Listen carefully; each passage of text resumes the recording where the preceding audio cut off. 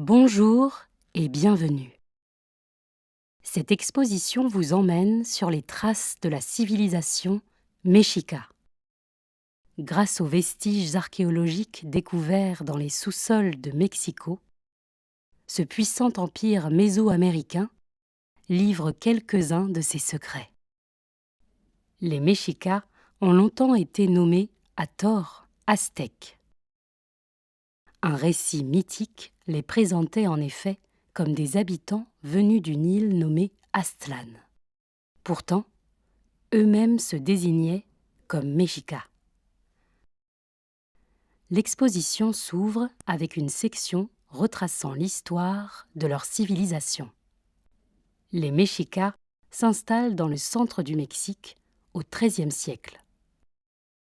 Guidés par un présage divin, ils construisent la ville de Tenochtitlan sur des îles du lac Texcoco.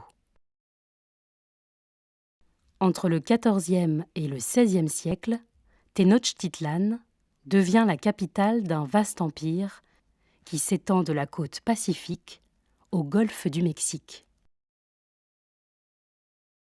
Les deux sections suivantes vous proposent de découvrir la cosmogonie des Mexicas. Dans leur pensée, l'univers se composait de trois grands ensembles: le monde céleste, la couche terrestre et le monde souterrain. Parmi les innombrables dieux du panthéon mexica, deux d'entre eux occupaient une place centrale.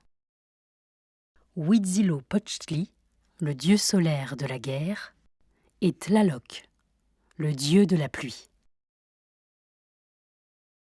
La quatrième partie de l'exposition met en lumière les échanges entre les humains et les dieux.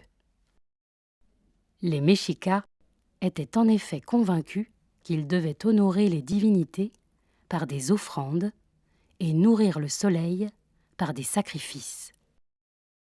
Ainsi, le soleil pouvait poursuivre sa course dans le ciel. Au cœur de l'exposition, une large section est consacrée aux découvertes archéologiques faites au Templo Mayor, le grand temple pyramidal de Tenochtitlan.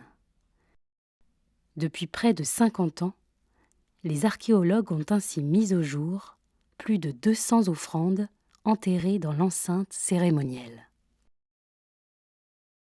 Un espace de transition explique ensuite la conquête et la colonisation du Mexique par les Espagnols. Celle-ci provoque la chute de l'empire mexica en 1521. Tenochtitlan est alors entièrement détruite. Les conquistadors espagnols édifient par-dessus la ville de Mexico, future capitale du Mexique indépendant.